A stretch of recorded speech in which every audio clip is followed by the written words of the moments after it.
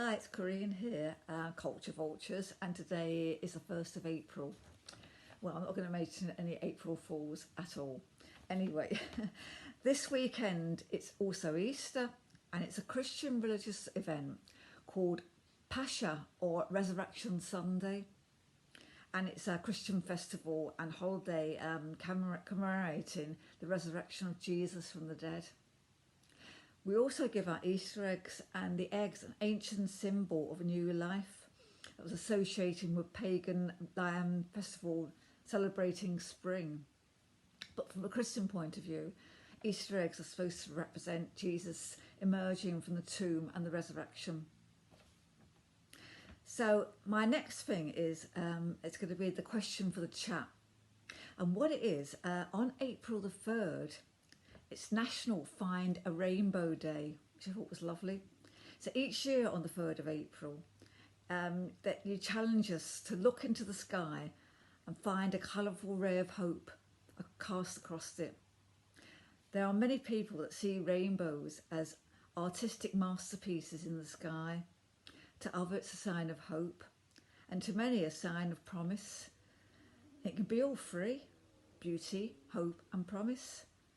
A spectrum of light in the form of a multicoloured arch. So do you have any thoughts of this? Do you have any pictures of rainbows, or do you ever think there was something maybe at the end of the rainbow when you were younger? So put your thoughts on the chat, and that would be great. Right, I'll go on to suggestions now. On the 4th of April from 2 to 3 o'clock is a free event with Sir David Attenborough.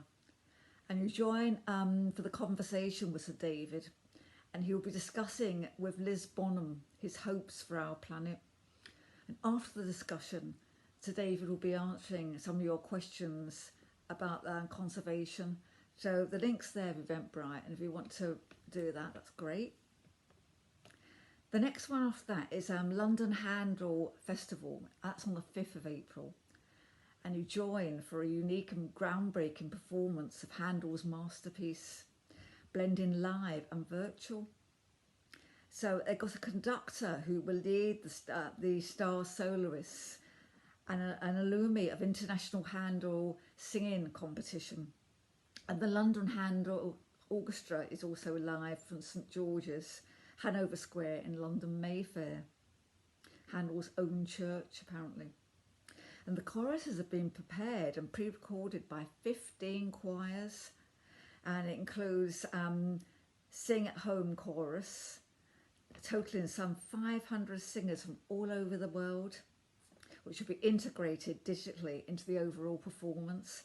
So that sounds fabulous. It'll be live streamed on Facebook, the link's there, and it'll also go onto YouTube so you can watch it later if you also want to.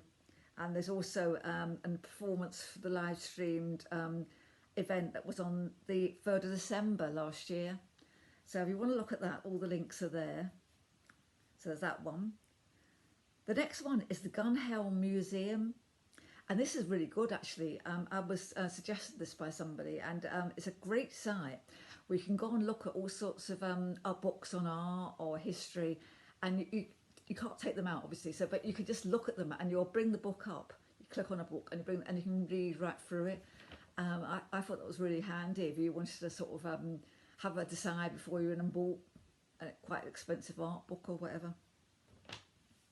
Right, after that is the history of Greenwich Mean Time with the clocks going spring forward, that's right.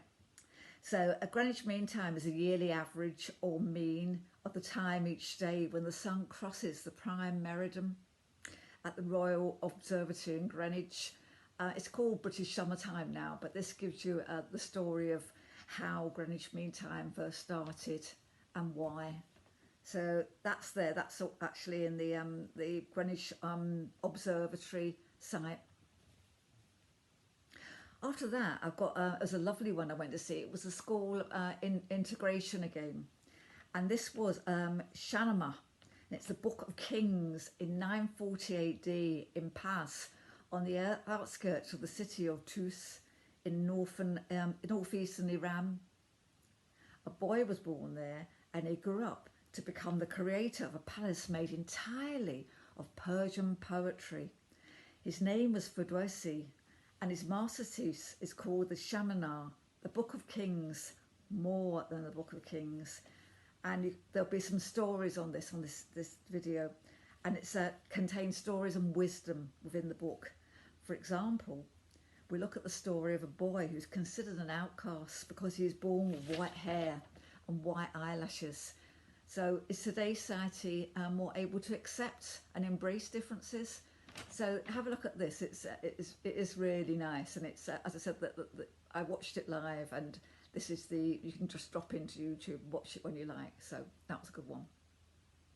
Next, it's the one of my favourites, the Fab Simon White House and the London tours, with a tour around London about Charles Dickens, and he tells about his life and his stories. And I thought that was good to watch that one. And to go with that, Charles Dickens Museum in London has an article and a film about Anna Marongui, and it's her life and works creating images from the Pickwick Papers. So you just go on and it tells you quite a bit, and then there's a short video as well, so you could watch that as well. So that's something different, more Charles Dickens. And the next one, well, I've put this in because someone said they didn't particularly like Shakespeare to me, and I must admit I find it a bit hard sometimes, but this is hilarious. It really is. It's a group called Odd Socks. I have mentioned before, but this is Julius Caesar, and I did laugh out loud when I was watching it. So if you want a bit of a chuckle, have a look at that. That's good. Right, after that, there's a great site called Ask the Past, and it's all different cures, what they used to use many years ago for ailments in the past. So if you dare to use them. And it says for lethargy, sorry, opposite of frenzy, it causes sluggishness and a desire to sleep. And it's caused by phlegm, apparently, what they say anyway, which cooleth the brain overmuch and moistens it, and therefore provokes sleep. Sometimes they will open their eyes if you shout, cry out loud to them, but they instantly shut them again, go back to sleep. So a way of bringing them round, you can burn brimstone under his nose, or asafoetida. It's some kind of root herb when I looked it up, to wake him.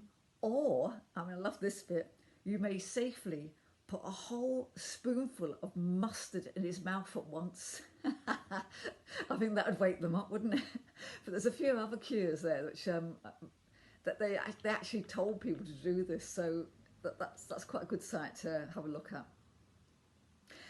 And then my last one I thought was great.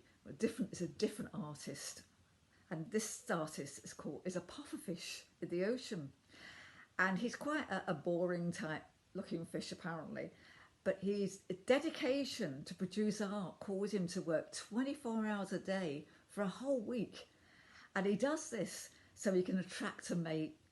And it is quite fascinating. You see it speeded up on the video. I thought it was really brilliant. So if you want to see that, that's there. Of course, we've got still got the Upbeat blog going, and I said I'm back at the Umbrella Centre, which I'm absolutely thrilled about. And hopefully things will start when you can go for walks in the park now, which is great. There'll be more, hopefully, events starting up at the PSS Wellbeing. So I'm looking forward to hearing about those, and when we can actually attend and see each other, that'll be fabulous. That's sort of keeping me all hopeful at the moment, and I feel quite nice about that. So I'm off again tomorrow to the Umbrella Centre for more meditation. Lovely. So I wish you all well, and I'll speak to you all next week. So enjoy the sun for now. Okay, right, bye.